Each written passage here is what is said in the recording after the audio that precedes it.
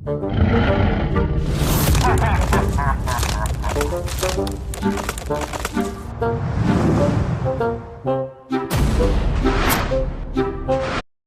kesulitan. Akan alat tenun.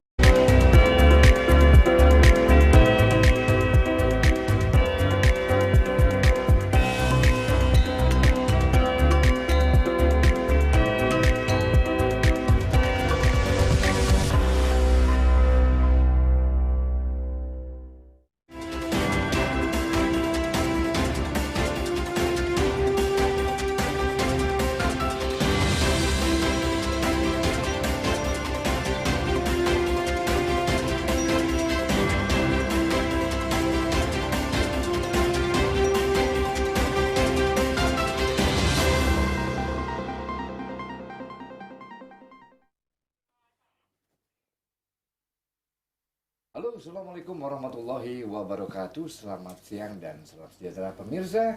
Jumpa lagi kita di hari ini di Forum Kalbar. Ya, kalau kita bicara mengenai bumi Khatulistiwa Kalimantan Barat, tentunya kita melihat bahwa banyak sekali suku bangsa ataupun suku-suku yang ada di Kalimantan Barat ini. Begitu beragam, begitu banyak sekali. Dan kita mengharapkan bahwa keragaman ini bisa menjadi modal dasar kita. Ya, seperti pembicaraan kita di hari ini tentang keragaman budaya, modal dasar pembangunan di Kalimantan Barat. Karena dengan berbagai macam suku bangsa ini bisa saling mewarnai. Seperti pepatah mengatakan, unity in diversity. Nah, untuk mengulas lebih lanjut dan lebih dalam lagi mengenai keragaman budaya, telah hadir di tengah-tengah kita, ya, seorang abang, ya, abang yang cukup luar biasa ya, ganteng, energik dan lain sebagainya. Ada Bang Henry Venus, ya. Assalamualaikum Bang. Waalaikumsalam, Salam Pak. sejahtera. Sehat selalu ya. Alhamdulillah sehat, Pak. Alhamdulillah. Beliau adalah penggiat budaya Kalimantan Barat. Iya. Bang Henry, Ya, ini Pak. kita kalau dalam slogan-slogan sering dikatakan unity in diversity, keberagaman, satu dalam keberagaman. Memang bumi Kalimantan Barat kalau saya bisa mengistilahkan seperti Indonesia mini ya. Yeah. Banyak sekali suku budaya dan sebagainya. Nah, berbicara sebelum kita betulkah bisa dijadikan modal dasar, tapi kita bicara dulu keberagaman nih. Yeah. Gimana nih menurut Bang Henry keberagaman di bumi Khatulistiwa ini? Terima kasih sebelumnya kepada TPRI yang sudah memberikan kesempatan kepada saya untuk hadir Orang di sini. lama lagi ya. Keberagaman menurut saya memang adalah yang pertama modal dasar. Modal dasar. Ya. Kedua adalah kunci dalam keberagaman. Yang ketiga adalah yang pastinya Bhinneka Tunggal Ika. Iya. Keberagaman kalau kita tidak sama, tentunya kita juga akan susah untuk melakukan sesuatu hal itu bersama-sama, Pak. Iya. Artinya sekali lagi, kalau keberagaman itu sudah bisa kita laksanakan, bukan mustahil, semua kemajuan itu akan merata di berbagai sektor. Di berbagai sektor. Berbagai sektor. Kita ambil salah satu sektor kebudayaan dengan kearifan lokal. Kearifan Nah, lokal. misalkan Iya. ya, kita berbicara sedikit pada sektor bisnis dari kebudayaan. Kota Pontianak terkenal dengan kain tenun Cora Ingsangnya. Kain tenun ya, corak Ya, kita nih, ciri khas Melayu. dari kota Betul, Pontianak. Pak, ciri khas dari kota Pontianak. Nah, ini kan adalah kearifan lokal yang bersumber dari sebuah kebudayaan. Kebudayaan. Kebudayaan apa? Bangsa Melayu. Nah, kita ambil lagi misalkan dengan masyarakat suku Dayak, dengan berbagai macam kearifan lokalnya. Ornamen-ornamen. Ornamennya, Betul. seni ukirnya Seni mendunia. ukirnya, iya. Patung-patungnya Patung-patungnya, sangat mendunia, betul. apalagi seperti manik-manik dan Iya. segala macam. Iya. Nah, kearifan-kearifan lokal dari berbagai macam suku bangsa yang ada di Kalimantan Barat sangat iya. kaya, Pak. Betul. Sehingga kearifan-kearifan lokal yang bersumber dari kebudayaan tadi mampu menghidupi mereka. Di mana? Nah, kalau Menghidupinya itu di mana tuh, Bang? oke, misalkan kita beralih ke kota Pontianak yang sangat begitu banyak. Kota Pontianak terkenal dengan beberapa sektor usaha. Zaman dulunya kita berbicara tentang kopra dan kapas Betul. dan karet. Betul. Nah, pengusaha-pengusaha Hasil zaman dulu buminya ya. hasil buminya cukup terkenal. Oke, kita masuk ke kearifan lokal seperti tenun Cora Ingsang. Pengembangan tenun Cora Ingsang hingga saat ini itu sangat luar biasa majunya. Nah, kita ambil salah satu contoh sentra di Kanun atau Kampung Tenun di daerah Batu Layang misalnya. Oh. Nah, Di sana boleh dibilang rata-rata yang bagian ibu-ibunya itu menenun. Menenun ya? Iya, menenun tenun corak insang. Artinya kearifan lokal yang mereka produksi itu mampu menghidupi banyak orang. Minimal keluarganya Keluarga, sendiri. mampu membiayai anak sekolah dan lain-lain. Dan Jadi Pak Hendri, di Pak. sana itu ditenun ya insang tuh? Iya, Pak. Bukan dicetak ya? Kalau untuk kain tenun corak insang aslinya itu ditenun. Aslinya ditenun Ditenun sebetulnya. dengan menggunakan alat tenun tradisional. Alat Nah, tenun kenapa menggunakan alat tenun tradisional? Itulah keasliannya. ATBM itu ya? Beda, bukan Pak. mesin, bukan? Bukan. Kalau tenun tradisional hanya mampu menghasilkan kurang lebih 16 meter kain tenun. Jika dibagikan 2 itu dapat 8 kain. 8 kain. Jadi kalau satu saring itu 2 meter, jika hasil produksinya 16 meter, 16 meter. dapatnya 8 kain. 8 kain. Iya. Kalau ATBM itu mampu memproduksi lebih banyak. Lebih banyak. Lebih banyak. Oh, jadi ini lebih ini lagi di bawah itu lagi, jadi lebih sederhana lagi maksud saya. Iya. Daripada lebih cepat. ATBM itu sendiri. Iya, tetapi sebenarnya dalam untuk pengerjaan kita lebih senang yang memang tradisional. Nah, kalau yang ATBM biasanya untuk coraknya tidak sebagus tradisional karena ada beberapa teknik atau tarikan pada benang itu sehingga menjadikan pola corak insang itu menjadi lebih rapi. Oh. Makanya mohon maaf kalau kita lihat kain-kain produksi sekarang itu bentuk corak insangnya tidak serapi yang zaman dulu. Zaman dulu ya. Iya, patahannya masuk dari warnanya itu agak berbeda. Nah, itu salah satu kearifan lokal yang berbasis dari seni budaya tadi. Jadi kampung tenun yang di Batu Layang tadi masih menggunakan alat tenun tradisional. tradisional. Dan memang kita harus mempertahankan itu. Betul. Jadi lebih original ya. Originalitas. Sehingga kita tahu sendiri bahwa kemajuan zaman dan majunya modernisasi ini sangat menggerus yang namanya seni dan budaya. Kalau kita tidak mempertahankan sedari sekarang mungkin susah untuk kita melihatnya. Itu dia, Pak. Nah, beralih juga seperti kearifan lokal masyarakat suku Dayak. Ada manik-manik dari batunya, ada baju dari kulit kapuanya. Kulit kayu. Oh, kalau kulit kayu apa? Kapua. Oh. Kapua, betul Pak. Jadi memang kalau orang zaman dulu, jadi hal yang pernah saya pelajari dari almarhum Pak Halim juga. Oh, Pak Halim ya. Ya, sama dengan Ibu Maria juga, bahwa dalam setiap pakaian masyarakat suku Dayak itu berbeda-beda, menunjukkan strata. Ada seperti itu. Nah, seperti pada perisai masyarakat ya, suku Dayak. tamengnya itu ya. Iya, dari setiap ornamen yang digambarkan itu menggambarkan arti. Nah, dari hal-hal yang seperti kita bayangkan ada tameng dengan ukiran yang khusus, ada mandau yang khusus. Nah, mungkin pada masyarakat sekarang berpikirnya sudah beda. Nah, jadi khasanah atau kearifan lokal tersebut dibuat lebih sederhana dan bisa diperuntukkan oleh banyak orang. Kalau biasanya digunakan dalam kegiatan tertentu, sekarang bisa digunakan secara umum. Secara umum, betul. Misalkan kalau mandau zaman dulu terbuat dari ini, coraknya ini, bahan baku seperti ini. Nah, kalau sekarang kan dipermudah, sehingga menjadikan suatu jenis usaha UMKM souvenir misalnya. Bahkan souvenir ya, itu tidak perlu tajam, yang penting mungkin dari timah aja begitu, tapi bentuknya sama. Iya, misalkan ini mandau dari mana? Misalkan kita, dari Dayak Kantuk misalnya. Oh, ini perasaan dari mana? Oh, dari suku Dayak ini. Jadi kita tidak perlu jauh-jauh lagi untuk datang ke sana. Nah, jadi gerai-gerai souvenir ini sebenarnya adalah satu lini usaha yang bersumber dari kearifan lokal, yang bersumber dari kebudayaan itu tadi. Sehingga kebudayaan itu mampu menghidupi banyak orang. Banyak orang, ya. Apalagi untuk Dayak saja kalau tidak salah ada lebih dari 200 anak suku. Betul, ya. Pak. Di Sangat Kalimantan Barat saja itu ya, dengan aneka ragam.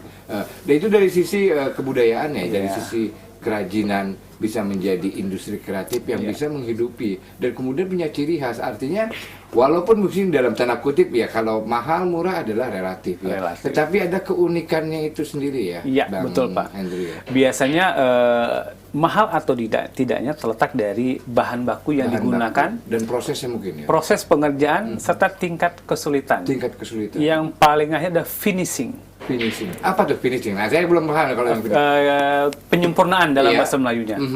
Misalkan, kalau misalkan dia keris, dalam proses pembuatannya untuk menimbulkan pamor dia harus diwarang. Oh, nah, kalau finishing itu maksudnya. Misalkan kita punya produksi kain tenun. finishingnya seperti apa. Kita harus lihat dalam satu bentangan. Apakah gigi suri pada waktu kita menenun ada yang kosong, maka akhirnya tidak akan rapi. Finishingnya harus kita lihat. Kerapiannya, kalau ada benang yang keluar kita gunting sedikit, kita rapikan. Finishing produk itu sangat penting. Betul. Sehingga ketika orang mau membeli, dia melihat rapi, bahan bakunya bagus, harganya akan cukup baik, Pak. Oke, itu tadi dari sisi ini ya, Bang Henry, dari sisi ekonominya dan kemudian dari mungkin dari hasil-hasil itu. Kalau dari sisi yang lain, misalnya apa ya, misalnya budaya yang lain, kira-kira bisa juga dijadikan modal. Sangat bisa sekali, Pak. Misalkan kita bersyukur bahwa pemerintah Kota Pontianak ya sudah mulai banyak melakukan kegiatan-kegiatan festival seni dan budaya. Bahkan sebelum COVID pun kegiatan seni budaya sudah cukup banyak. Misalkan alhamdulillah pada beberapa waktu lalu kita mengadakan Jepit bersama, Zapin bersama di Taman Alun Kapuas atau Korem, dan juga mendapatkan rekor muri baju kurung dan teluk belanga terbanyak.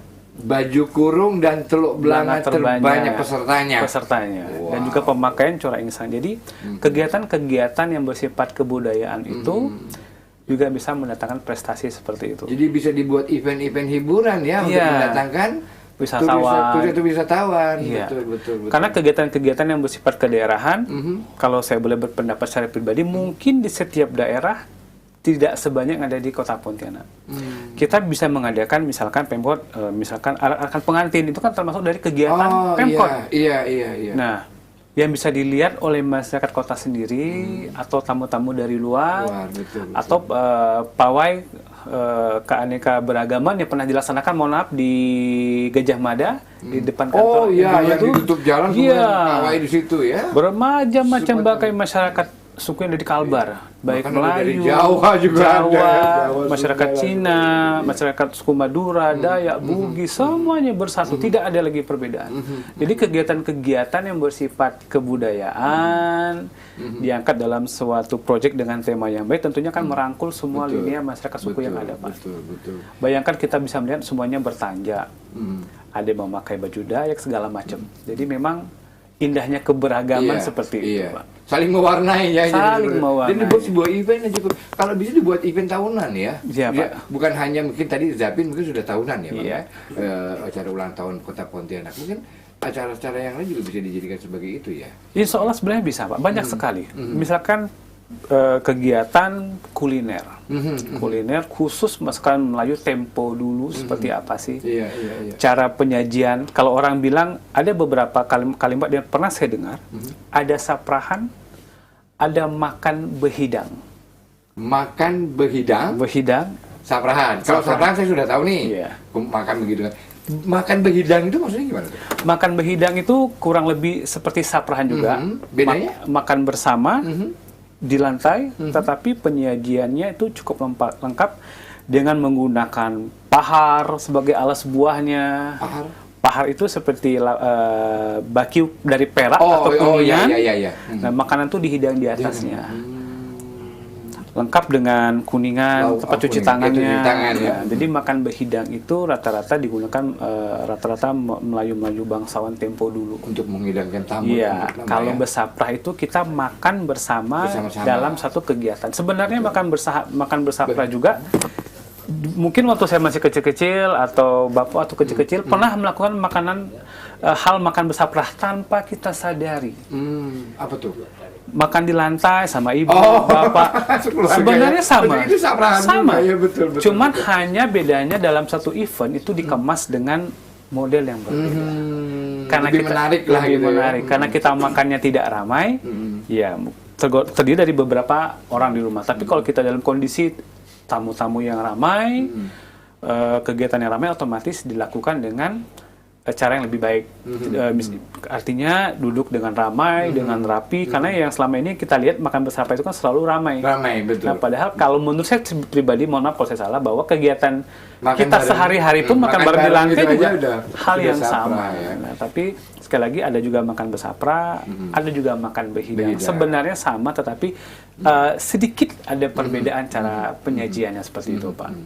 Dan mungkin juga upacara-upacara pelantikan Raja Sultan, Iya. itu bisa dijadikan ini juga ya, Bisa sebagai event tahunan. event Jadi kegiatan seni budaya itu sangat banyak sekali. Seperti mohon maaf ada di Mempawah Robo-Robo. Robo-robo, iya itu betul. kegiatan yang sangat luar biasa. Luar biasa. Banyak datang juga turis-turis dari luar negeri yang meliput. Betul, Ya, betul. kegiatan Robo-Robo itu sangat menarik sekali, Pak ya. Kalau kita lihat itu yang Mulia Raja Mardan, begitu banyak ada buang-buang dan segala macam. Iya. Itu bisa menjadikan peningkatan potensi wisata sendiri. Mereka ini apa? Bidar ya? Apa? Bidar? Bukan. Perahu bidar, bukan.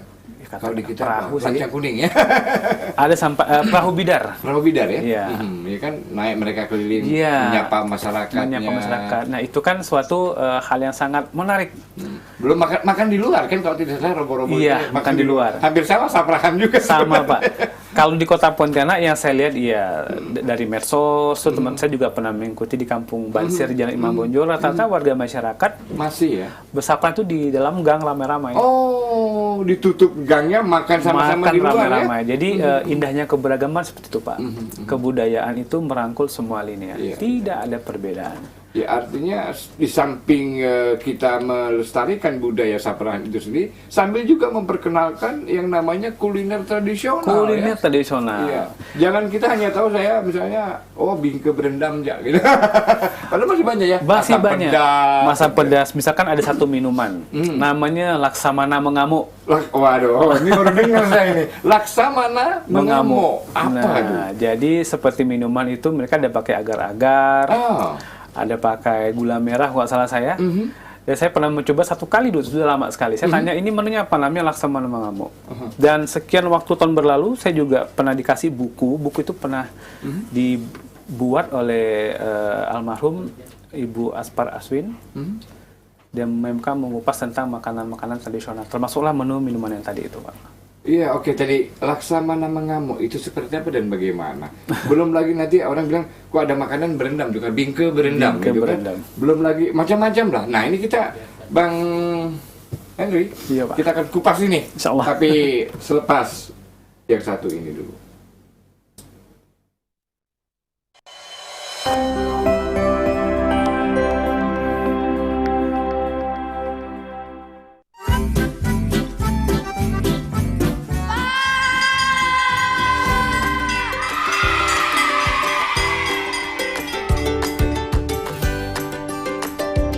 Bapak ada betul kan ke TV ini? Ini lagi Bapak betulkan.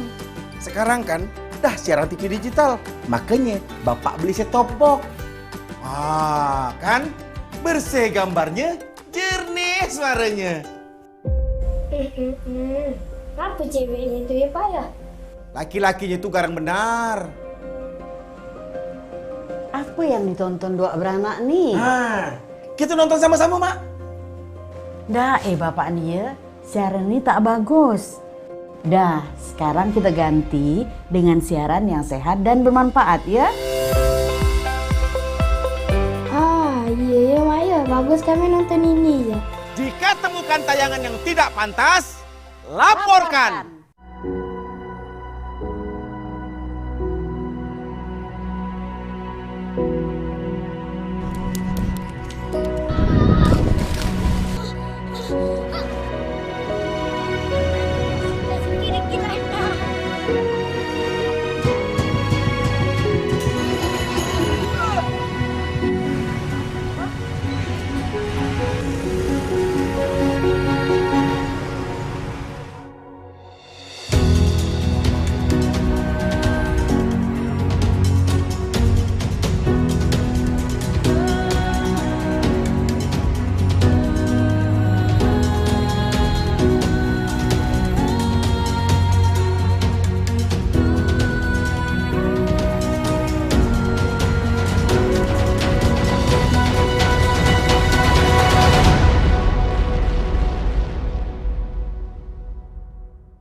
Dulu TV di rumah Inyong cuma jadi pajangan. Lah kepriben punya TV gambar nggak bisa ditonton. Beruat sampai ganti TV, ganti kabel, ganti antena, pindah tempat. Tetap baik, beruat.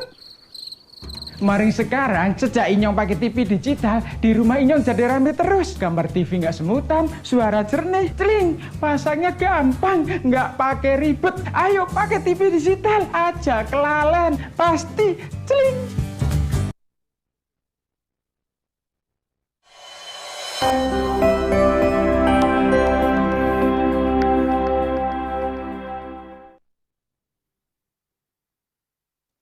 Pemirsa, kembali di Forum Kalbar kita hari ini, kita masih membahas mengenai keberagaman budaya yang bisa dijadikan modal dasar bagi pembangunan di Kalimantan Barat yang mungkin belum kita gali secara optimal.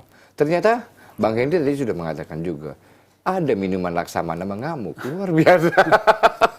Jadi Bang Henry, ini ada minuman-minuman atau makanan apa lagi nih yang saya dalam tanda kutip masih agak aneh-aneh juga ini.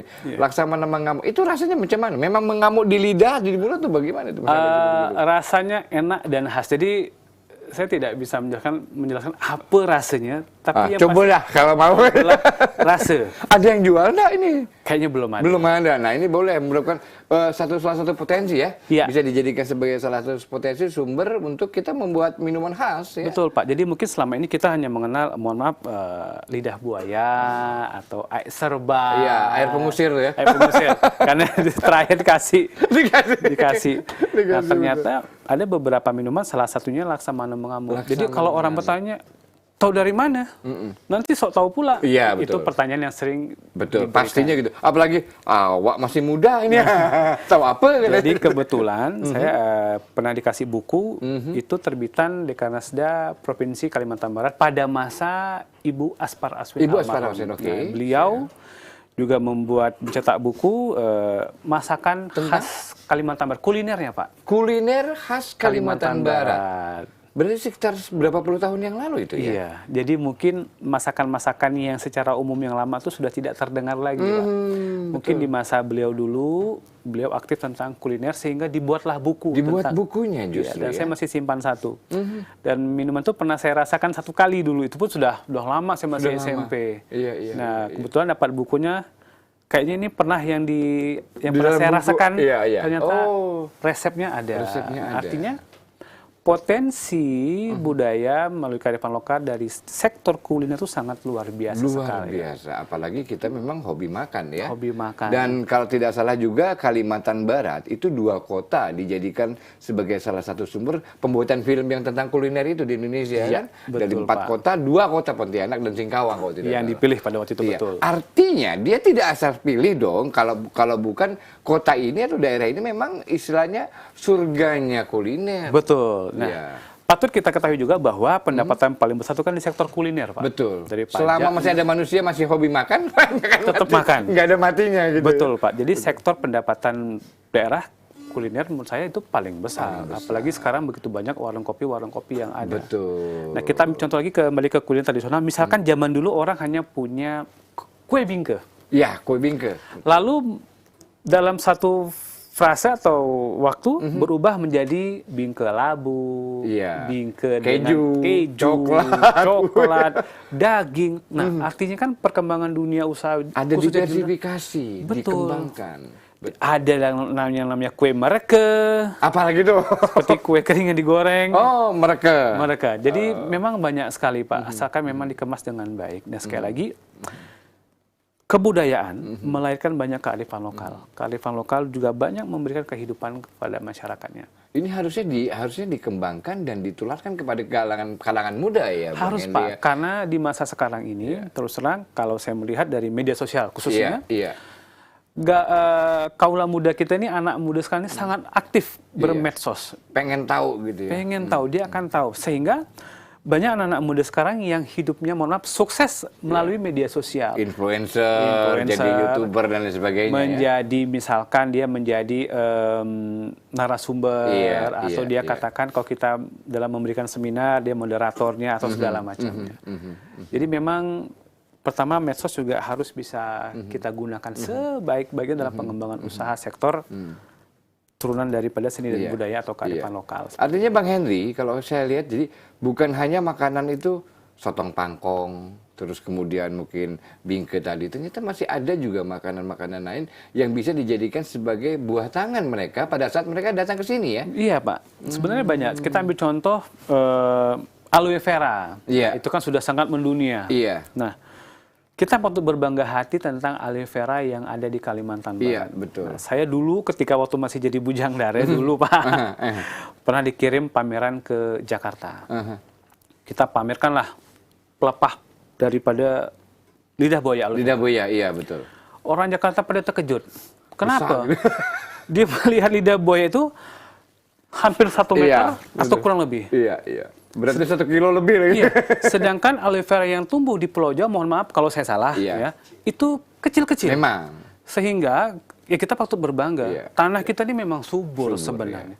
Betul. Kalau kita mampu mengolahnya dengan baik. Nah, alhamdulillah dari yang biasa dibuat minuman aloe vera, Aloe vera. berkembang menjadi agar-agarnya atau manisan. Ada juga produk kosmetik sudah ada. Iya, betul. Kerupuk juga ada. Artinya pengembangan produk ini memang harus kita kejar Iya, potensinya. iya, Sehingga iya. tidak stagnan atau stop Iya, di situ saja iya, pengembangan. Iya, iya. Nah, sebab dunia kuliner itu terus berkembang Berkembang, karena betul. variasinya begitu banyak variabel. Betul, betul. Kalau variannya sudah banyak, otomatis orang yang suka dengan kuliner dan kuliner kan ada kebutuhan sehari-hari. Nah, itu akan mendatangkan income yang cukup banyak. Dan artinya kita juga terpacu untuk kreatif. Iya, iya, iya. Itu dia. Oke. Tadi kita bicara masalah kerajinannya sudah, Iya. kulinernya sudah. Nah, sekarang event-event tradisionalnya nih. Yang kita tahu bahwa di Kalimantan Barat, kayak nanti sebentar lagi mungkin tanggal 22 Januari, Kongsi Pak Coy. Iya. Nah, terus kemudian diteruskan dengan Cap Gome dari sini Tionghoanya. Melayu atau Dayaknya apa nih event yang sebenarnya? Misalnya acara-acara yang bisa diangkat oleh tadi robo-robo sudah ya. Robo-robo, Ada yang lain di akhir-akhir ini, Bang? Oke, selain daripada robo-robo, mungkin di Kota Pontianak pawai ya. Pawai. Oh ya, pawai Kebudayaan tadi, budaya tadi yang ya. melibatkan seluruh masyarakat suku yang ada di Kalimantan Iya. Barat, termasuk nanti kan insya Allah, kalau tidak salah kita tanggal 22 itu sudah Imlek Pak ya. Iya, Imlek, Nah, betul. tentunya masyarakat Tionghoa juga membuat event kebudayaan yang Iya. sama. Dan kita sebagai masyarakat Kota Pontianak harusnya saling mendukung. Iya, iya, iya. Karena misalkan kita ada barongsai. Nah, Naga, naga segala macam, ada tatung. Jadi hal-hal tatung, yang kita lihat ini kan adalah suatu kegiatan yang kita lihat adalah 1 tahun sekali. Iya, iya. Nah, potensi daripada peluang usahanya juga cukup besar. Betul. Bisa menciptakan misalkan miniatur-miniatur barongsai dan segala macam. Iya, yang bisa harusnya dijual. ya. Iya. Betul. Nah, event barongsai ini sebenarnya adalah pendobrak pelaku UMKM juga. Betul. Harusnya diikuti dengan bisa efek dominonya ya, Bang Iya, Henry ya. misalkan yang kita tahu bahwa event tahunan ini kan, mohon maaf, biasanya diadakan di Jalan Diponegoro. Iya, Jalan Diponegoro Salim itu ya. Iya, jadi Cap Gome itu kan dilaksanakan dalam waktu kurang lebih 1 mingguan lah. Iya, iya. Di Jalan Diponegoro, event Cap Gome selama 1 minggu, dan di situ kan kita bisa melihat, Pak, begitu banyak pelaku-pelaku UMKM yang berdagang di sana. Bahkan kalau kita menilik pada tahun-tahun sebelumnya, waktu Imlek di Kota Singkawang, Presiden datang, duta besar datang. Betul, ya kan? Pak. Artinya geliat dunia pariwisata di Kalimantan bukan mulai naik, mulai tinggi. Sampai kalau tidak salah kehabisan hotel, akhirnya homestay ya mereka. Iya, karena pada itu yang saya tahu bahwa banyak sekali pengusaha-pengusaha dari Jakarta atau perusahaan-perusahaan besar itu semuanya ke Singkawang. Iya. Sehingga hotel penuh, betul kata Bapak, mereka homestay. Artinya memang kita mampu melihat potensi wisata di Kalbar ini di saat ini itu sudah sangat luar biasa. Sudah Karena pengemasannya, packagingnya tadi, sudah jauh lebih iya. baik. Sudah agak ada sentuhan modernisasi Iya. begitu ya. Betul. Dan tentunya sekali lagi Pak, kita berharap setiap event, kita berharap bahwa masyarakat juga bisa bekerjasama dengan baik. Sama-sama meramaikan, sama-sama menjaga kondusivitas kota yang melaksanakan event tersebut, Pak. Iya, betul. Ya itu. Terus kemudian di samping tadi ada robo-robo, terus kemudian ada Imlek, Cap Gome dan lain sebagainya. Mungkin ada lagi kegiatan-kegiatan yang bisa sebenarnya kita bisa mendunia. Seperti misalnya ini mungkin ya, apa yang namanya matahari itu? Kulminasi. Kulminasi event tahunan yang saya rasa cukup mendunia. Karena kota Pontianak satu-satunya yang dilewati garis nol Garis Katulistiwa. Nah, saya sendiri berharap sebenarnya banyak kegiatan-kegiatan yang dilaksanakan oleh pemerintah kota itu bisa menampilkan foto-foto lama tempo dulu. Betul. Seperti kita ambil contoh Tugu Katulistiwa. Banyak sekali foto-foto Tugu Katulistiwa yang mungkin tidak banyak terlihat atau terdokumentasi. Berceceran di mana-mana gitu ya. Mungkin ada beberapa di website dan ada beberapa yang tidak ada di website. Betul. Seperti itu. Jadi selain dari foto-foto lama, telling story juga membantu. Iya, dokumentasi pribadi, telling story, betul. Iya, jadi sehingga mampu mendatangkan wisatawan Betul. datang. Dan bagaimana kita mengedukasi juga anak-anak sekolah Iya, yang akan betul. datang. Jadi pameran foto-foto lama menurut saya secara pribadi mungkin sangat diperlukan. Bagian dari cerita berdirinya suatu kota, berdirinya suatu kerajaan tempo dulu, bisa langsung mengarah ke bagian sektor ekonominya, itu bisa kita kebaca dari situ. Misalkan, kita ambil contoh pameran Tenun Corak Insang misalnya. Nah, ada data-data orang-orang dulu yang berdagang pada masa itu. Iya, sejarahnya si Corak Insang itu sendiri ya. Iya, saya pernah melihat dokumentasi data-data orang-orang Arab yang berdagang kain tenun corak insang.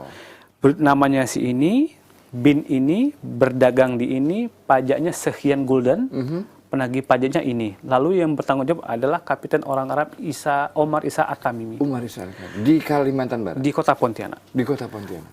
Nah, artinya sektor ekonomi zaman dulu itu sudah tertata. Betul. Nah, cerita dokumentasinya juga ada. Ada, Gitu. lengkap. Jadi kan cerita-cerita ini juga harus bisa kita gali. Jadi kita bukan hanya melihat, oh kota Pontianak maju, ada jembatan, ada segala macam. Ternyata sektor ekonomi zaman dulu, maksudnya kapal-kapal uap berdagang di sini, itu sudah menjadi kota yang maju. Betul. Begitu banyak pedagang-pedagang Arab yang langsung dari Arab berdagang ke Pontianak. Bahkan saya pernah lihat videonya juga, ada pesawat amfibi itu ya mendarat di Sungai Kapuas itu. Iya. Jadi sebenarnya cukup luar biasa sih. Luar Dan biasa. ini harusnya juga ditularkan ya. Kayak seperti ada sandiwara radio namanya tutur tinular. Butir-butir pasir di laut zaman dulu. Ya, kita harus kembalikan. Jadi banyak ya potensi ya. Banyak Pak. Misalkan alhamdulillah saat ini oleh Kota Pontianak sudah berusaha dengan giatnya membangun waterfront. Iya, Itu kan potensi wisata sungai. Sungai, betul. Bagaimana tamu-tamu dari wisatawan itu kan mungkin zaman dulu kalau mau berfoto di tepian sungai agak ngeri-ngeri sedap di sungai. Belum pemandangannya juga ngeri-ngeri sedap. Iya, alhamdulillah sekarang Bapak Wali Kota kita, Bapak Edi Kamtono sudah berusaha, akhirnya terbangunlah waterfront, Pak. Iya. Itu adalah potensi wisata yang sangat luar biasa sekali. Karena tidak semua kota yang memiliki waterfront. Betul. Kota Pontianak adalah salah satu yang beruntung yang memiliki waterfront. Betul. Dan harusnya juga diisi dengan misalnya dibuat sebuah booth ya, makanan-makanan tradisional. Betul, Pak. Sehingga mereka itu tadi bisa bukan hanya membawa, mungkin bukan hanya tameng, kaos, tapi juga ada pernak-pernik ya tadi, ornamen-ornamen Dayak misalnya, ya baju Dayak, topi Topinya. Dayak, ya kan, alat sape, karena ciri khas yang tidak ada di tempat lain. Betul, ya. Pak. Jadi memang pengemasannya mungkin pelan-pelan bisa dilaksanakan pelan-pelan karena sebetulnya butuh waktu.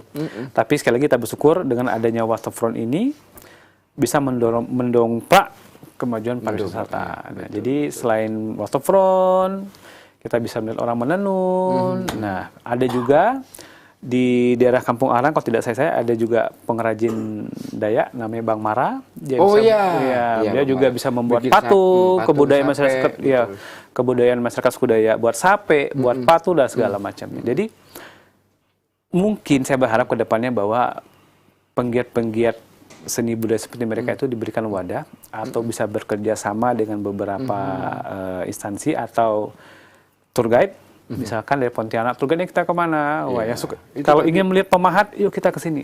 Saya juga interest tadi yang apa? Kanun ya? Kampung Tenun. Jadi kita bisa melihat bagaimana proses pengerjaannya. Itu dia.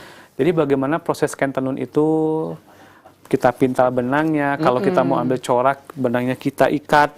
Atau mungkin mereka bisa juga nyobain praktek gitu ya? Bisa, karena saya pernah ke sana pada waktu itu, lalu ada tamu dari luar yang praktek diajarin beberapa kali sambil difoto. Jadi memang potensi wisata seperti itu sangat menarik. Kita Iya. bisa langsung praktek mencobanya. Betul. Nah, misalkan kita beralih ke tempat Bang Mara yang bisa mematung, Mematung, iya, betul. Mau praktek, coba Langsung di tempat langsung. ya. Karena kita juga harus belajar dari tempat wisata yang ada di daerah luar. Iya.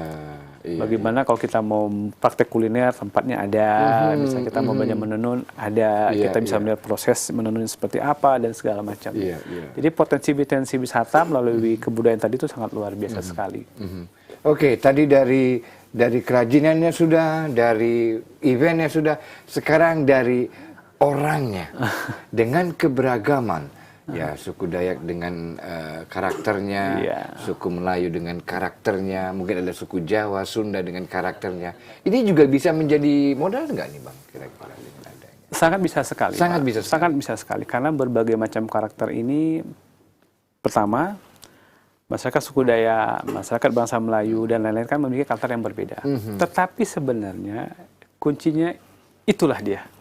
Keberagaman ini adalah kuncinya. Karena sesuatu yang unik, itu menjadikan hal yang menarik. Mungkin kalau kita ke kota Pontianak, kita melihat baju kurung, songket sudah biasa. Mungkin kalau kita ke Sambas, oh bajunya sama, baju kurung, bersongket. Tapi kalau kita ke masyarakat suku Dayak, misalkan, wah, karena kita juga ketahui masyarakat suku Dayak ini, sub-sukunya sangat banyak. Banyak, sekali. iya. Jadi keanekaragaman masyarakat suku Dayak ini adalah kunci yang sangat besar sekali. Modal dasar mereka, pertama dalam pengembangan seni dan budayanya. Keberagaman dari masyarakat suku ini memang harus kita patut jaga, Pak. Karena Kalimantan Barat ini luar biasa, tidak gampang menyatukan seluruh suku ini yang ada di Kalimantan Barat. Betul. Tapi ini bisa ya? Ini bisa, Pak. Ini Alhamdulillah. bisa. Setiap kegiatan, mohon maaf, dari parade barongsai, ada juga pameran seni dan budaya masyarakat Melayu, ada juga gawai Dayaknya. Alhamdulillah semuanya berjalan dengan baik. Gawai Dayak tapi Melayunya juga ikut gitu ya? Saya selalu sering datang. Oh. Lihat pernah pernik Dayak seperti apa, misalkan waktu kegiatan Lobok-Robok di Mempawah, saya pernah datang seperti apa. Jadi keberagaman ini, perbedaan inilah sesuatu hal yang menarik dan patut kita acungi jempol. Betul. Dan patut kita pelajari juga, oh ternyata kalau baru saya seperti ini ya. Ternyata ada tatung ya. Ketika kita lihat pameran kebudayaan, oh ada masyarakat suku Jawa, ada yang pakai reog begini, Betul. ada yang seperti ini. Betul. Kita tidak perlu jauh-jauh ke Pulau Jawa. Ke Pulau Jawa sudah Cukup ada di Kalimantan Barat, semuanya sudah ada. Little Indonesia ya? Little Indonesia, betul Pak. Oke, Bang Henry. Ya, Pak. Jadi kalau kita melihat keragamannya sudah Bang Henry cukup luas, cukup panjang, lebar, dan tinggi bahkan ya, PLT ya, panjang, lebar, PLT, Pak. memberikan ini. Pertanyaan saya adalah, sudah optimal belum sih kita memberdayakan keanekaragaman atau keberagaman budaya di Kalimantan Barat ini? Kalau pendapat pribadi, Jangan dulu Jangan dijawab. Kita akan kembali pemirsa selepas jeda yang berikut ini.